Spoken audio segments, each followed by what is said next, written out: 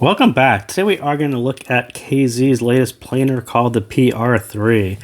So the PR3 looks like their other planers. It is kind of a very, very similar, if not the same, faceplate, resin back, planer driver. This one doesn't have the mysterious mesh. This one is tuned differently than the other 2, 3, or 4. I don't remember how many other planers there have been, but yeah, this one is new, and we'll actually start right there and say, so what's new about PR3 is it's actually using an electronic tuning filter, which is probably the biggest change on PR3 versus the other ones. And that means there's nothing really here, there's nothing really here. You don't have any physical dampening method that they use for tuning, and that's quite different, and we'll talk a little bit about it.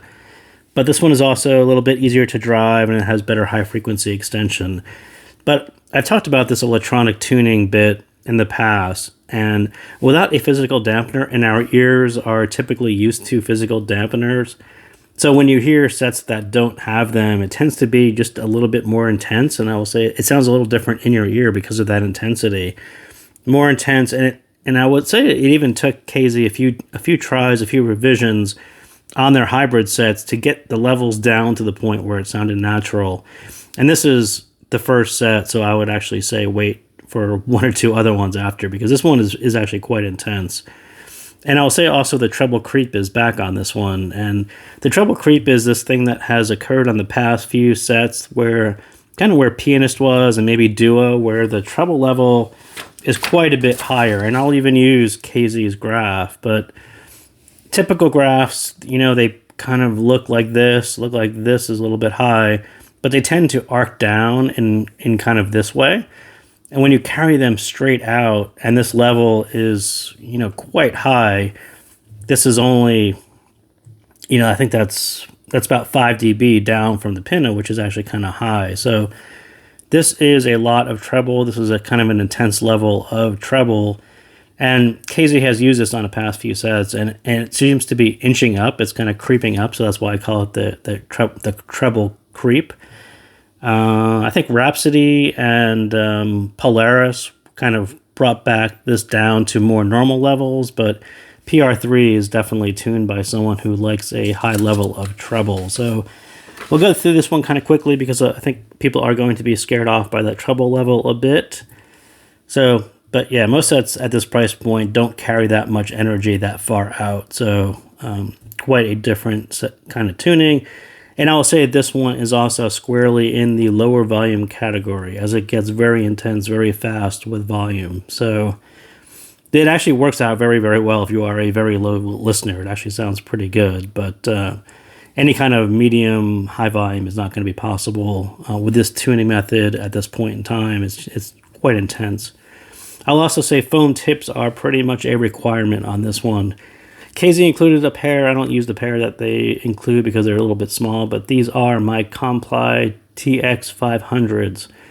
So one, foam tips tend to dip the treble just a little bit. Two, I'm cheating a little bit because these Complies have a wax guard. So there's actually a little sponge covering between them. And they will say that is zero acoustic. It has no change, but it actually does have a little change, and I will cheat and use it because it is there and it does dip the treble, which is needed on this set. So yeah, I would say 100% that you need foam tips on this one. I didn't try many silicone tips because they tended to be more off natural, more planar timber. It actually skews off pretty fast if you try to use silicone tips on this one, so I would say don't go there.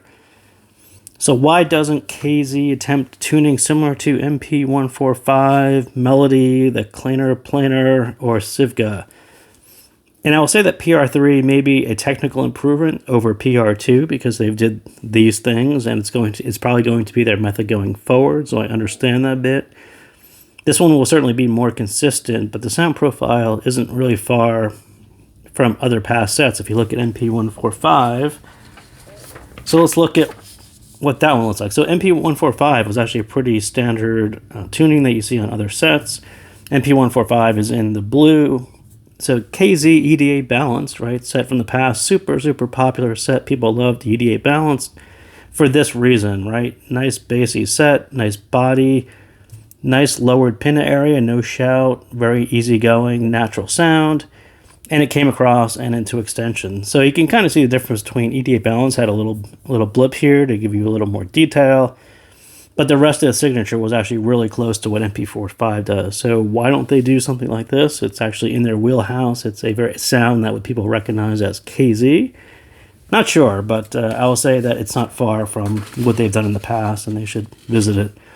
I do think MP145's warmer bassy signature does fit with KZ's past sets, and they should probably think about doing that. So sound.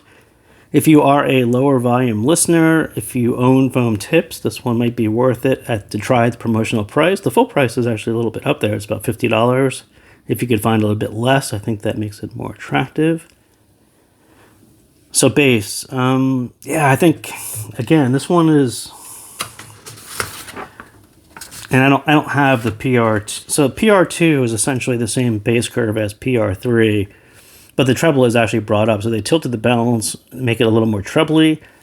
Didn't really adjust the bass shelf, and I think it's just really hard to pull off a little bit more treble without adjusting the bass at all. It just became a little bit too thin, and especially with silicone tips, you really notice it. With foam, you're bringing this down a little bit, so it sounds a little bit more in balance. But yeah, with silicone tips, this is quite a bit brighter. It's going to sound a little bit thinner, so I do think maybe that was a limitation on electronic tuning, but this level only works at really low volume, and even with a bit, even with foam tips, it's just a little bit light for pop music. It definitely needs at least that PR1 Pro mid-bass bump, which is the last set I think they actually had a mid-bass bump, just to give it a little more body and weight. It's just really hard to maintain the balance with what they did to the treble and not moving the bass shelf. They should have at least done what they did on PR Pro.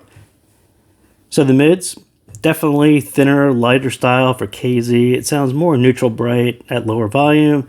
Takes a decent planar, it makes a decent planar neutral bright. I said that totally wrong, but it makes a decent planar neutral bright. There aren't that many planars that are neutral bright. This one is not all that far from it. Not far from a cheaper Stellaris. So let's look at that. So you can actually see they're not all that far. They basically have almost the same bass shelf. Stellaris had an even bigger pin area, which was a little intense to hear, but I think PR3 is okay, but you can see both of them. And if you look at maybe KZ's graph next to it, you can kind of see that my graph... So mine should probably be dipped down closer to Stellaris. So this red is mine. It should probably be closer to it. And I think if you look at their graph and way it lines up against Stellaris, I don't think they're all that far apart, and they kind of went for the same neutral, brightish sound. So yeah, if you never bought a Stellaris and were dying to hear what a brighter planar sounded like, you can definitely get a taste of it through PR3.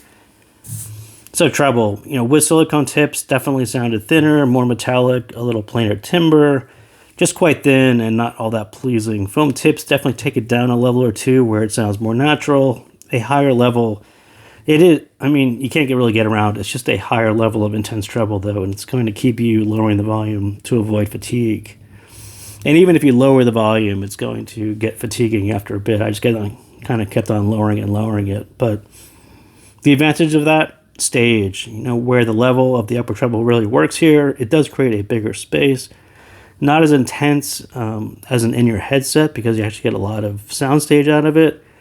But it's really one of the few sets at this price point where you can sound really big at a really low volume. It's odd how big it sounds at a really low volume because of how intense the treble is.